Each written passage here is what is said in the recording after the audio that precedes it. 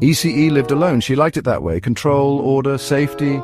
Her apartment, a fortress, double-locked door. Every night, no exceptions. She thrived in routine. Dinner at 8, book by 9, lights out at 10 sharp. Her world, predictable, calm, hers. Until it wasn't. The city slept. But ECE listened. Silence, her constant companion.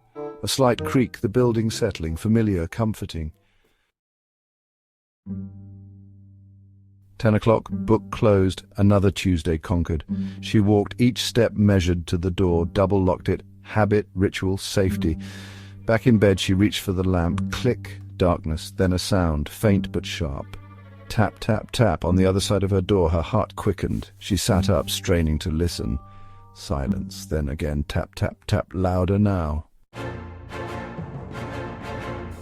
Fear, cold and unfamiliar, gripped her.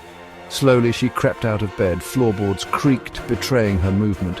Each step, a terrifying journey towards the unknown. She reached the living room. Holding her breath, she peered around the corner and froze. Her door, the one she had double-locked, stood ajar. A sliver of black emptiness yawned behind it. A cold draft snaked through the opening, sending shivers down her spine. Then a voice. A whisper, barely audible, from behind the door. ECE! It breathed. Why did you leave us out here? ECE didn't scream. She didn't run. She stood frozen in terror as the voice whispered again, closer now. That was the last anyone saw of ECE. The apartment remained empty, except every night, after 10, you could hear it. Tap, tap, tap. Louder now, closer.